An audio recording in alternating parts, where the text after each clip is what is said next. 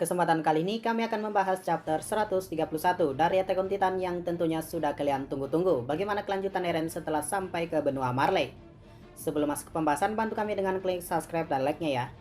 Oke, jadi mari kita mulai saja pembahasannya. Judul chapter 131 ini adalah Rumbling atau Gemuruh, yang mengarah ke para Titan dinding yang membuat gemuruh pada benua Marley, di mana semua akan diratakan oleh Eren. Scene dibuka di mana dua anak yang bernama Halil dan Ramzi. Kalau kita menggunakan ilmu cocok logi, arti nama Halil dan Ramzi bisa kalian lihat sendiri. Itu berdasarkan pencarian di Google ya. Dan juga sudah lama kami membahas tentang anak ini dalam penglihatan Eren, bahwa memang benar ada sesuatu yang dikatakan Eren kepada anak ini. Dan uniknya kami tidak menyangka saja anak ini ternyata memiliki saudara kembar dengan muka yang hampir sama. Sepertinya anak yang ditemui Eren adalah yang bernama Halil. Oke, lanjut. Dari percakapan mereka, Ramzi mengatakan kepada Halil bahwa suatu hari jika kita tetap mencuri, tanganmu akan dipotong. Ini seperti hukuman yang ada di negara lain jika kita kedapatan mencuri atau sesuatu hal magis dan kepercayaan. Bahwa ketika kita mencuri, balasannya adalah tangan kita. Mereka mencuri dan menyembunyikan uangnya di bawah pohon. Mereka melakukan hal itu karena mereka tak ingin membuat kakek mereka bersedih. Dengan uang tersebut, mereka akan mencari tempat tinggal baru yang damai dan terbebas dari masalah. Kita tahu bahwa sebelumnya mereka hanyalah pengungsi yang tak punya tempat tinggal. Artinya uang tersebut bisa dipakai untuk pergi dari Marley dan setidaknya membeli rumah. Oke, lanjut. Akhirnya mereka sadar orang-orang berlarian. Mereka berada di balik gunung. Mereka merasakan getaran yang ada di tanah. Burung-burung berterbangan. Kembali ke flashback, di mana Eren pertama kali tiba di Marley. Dalam pikiran Eren, ia sudah tahu bahwa semua yang ada di benua Marley ini akan mengalami kematian karena gemuruh Titannya. Ia sepertinya tak bisa menghentikan masa depan yang ia lihat. Ia sangat sakit hati dengan dirinya sendiri. Ia tahu bahwa Pulau Paradis tak bisa menemukan solusi untuk berdamai di masa depan. Ia juga teringat ibunya ketika melihat seorang ibu yang mengandung, seperti melihat dirinya sendiri. Ia seperti berbicara kepada ibunya dengan kata, "Ibu, apa yang kau pikirkan tentang hal ini? Apakah rakyat Eldia Pulau Paradis harus mati?" Dengan mengikuti sumpah keturunan kerajaan, yaitu bunuh diri massal dan rela menerima semua ini. Ia tahu bahwa jumlah orang yang akan mati di Pulau Paradis dan di luar dinding jelas memiliki perbedaan yang sangat jauh. Tapi demi Eldia, ia tak setuju dengan pemikiran keturunan raja.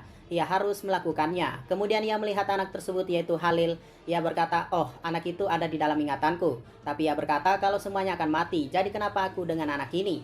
Tapi sekali lagi Eren bimbang dan berkata kenapa harus menyelamatkan anak ini? Apakah ini tentang keadilan? Tapi pada akhirnya Eren menyelamatkannya dan menghajar preman tersebut. Ia juga berpikir bahwa Reiner juga tidak salah saat itu. Tapi semuanya tetap membenci kedamaian yang omong kosong ini. Dan jauh dari tenda pengungsian, Eren memberitahu anak itu persis sama dengan penglihatan masa depannya dengan memegang bahunya. Ia meminta maaf kepada anak itu. Anak itu juga bingung, kenapa paman ini menangis? Oke, lanjut. Kembali ke masa sekarang. Kedua anak ini melihat para Titan datang kepadanya. Mereka semua akan melarikan diri ke gunung agar mereka selamat. Tapi tidak semudah itu, Ferguson.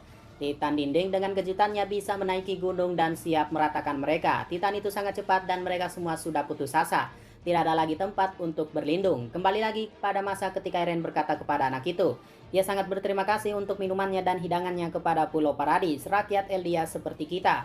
Eren berkata bahwa dunia di luar dinding tak seperti yang kumimpikan dan bayangkan. Eren menangis, ia tidak tahu bahwa dunia yang ia lihat pada buku Armin sangat berbeda pada kenyataannya.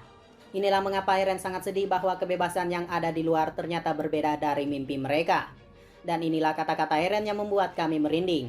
Ia berkata bahwa ia kecewa ketika tahu bahwa umat manusia masih hidup di luar dinding. Karena kita tahu bahwa sejarah kebohongan di Paradis kalau hanya mereka lah umat manusia yang bertahan hidup.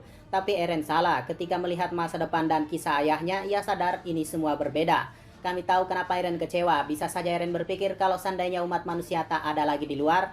Tapi yang ia temui malah sebaliknya dan ia menganggap mereka sebagai musuh agar mereka semua bebas. Aku bermimpi bahwa semuanya menghilang. Aku minta maaf. Dan sampailah kepada kedua anak tersebut mati dengan sadis. Mereka terinjak oleh kaki Titan yang sangat besar. Dan sebelum mereka mati ada Ymir versi anak kecil yang melihat mereka dari kejauhan. Jadi apa maksudnya ini? Nanti kita bahas lebih lanjut. Dan ada satu scene yang sangat mirip dengan ending season 2-nya. Perlu kalian tahu kami sudah membahasnya dan kami berkata bahwa apakah ending ini sejarah atau masa depan. Dan ya, ini terbukti pada chapter ini. Mereka semua dikepung oleh Titan dan akhirnya mati. Pemandangannya dari belakang Titan sama persis yang ditunjukkan pada endingnya. Lalu scene berganti saat Eren dan Armin masih kecil, di mana Armin memperlihatkan kepada Eren melalui buku bahwa di luar sana ada gurun pasir, salju, dan air hangat. Lalu Eren berkata bahwa ketika ia lahir ke dunia ini, apa yang ada di depan matanya mungkin inilah yang disebut bebas. Ya, kebebasan dengan muka super imut Eren saat ia masih kecil dan seakan ia terbang di atas langit. Lalu kemudian di dunia Path, Eren kecil didatangi oleh Armin. Dan Eren kecil berkata bahwa keinginannya tercapai. This scenery atau pemandangan ini. Dan ketika Armin berkata Eren, ia dikejutkan dengan panggilan Ani. Dan disinilah Armin memang betul sudah jatuh ke dalam ingatan Bertolt. Ia pergi duduk di sebelah Ani dengan kata bucin. Entah kenapa omongan Eren saat itu benar bahwa Armin hanyalah budak dari Bertolt. Jadi tak heran saat itu Eren tak segan-segan untuk menghajar Armin.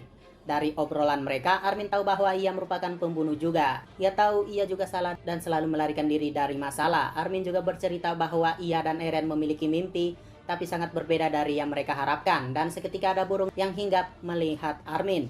Ia berkata bahwa ia tak percaya apa yang ada di balik dinding berbeda dari apa yang mereka mimpikan. Dengan scene penutup, Eren dewasa dengan wajah yang sama ketika ia berpidato di Pulau Paradis. Bedanya saat ini Eren dewasa sedang tertidur. Sama persis ketika Eren kehilangan kesadarannya di dalam wujud Titannya. Oke, mungkin itu saja pembahasan pada chapter 131 ini. Jika masih kurang dan ada pembahasan lanjutan, tungguin aja di channel ini ya. Sekian dari pembahasan kali ini, jangan lupa like, share, dan komentarnya.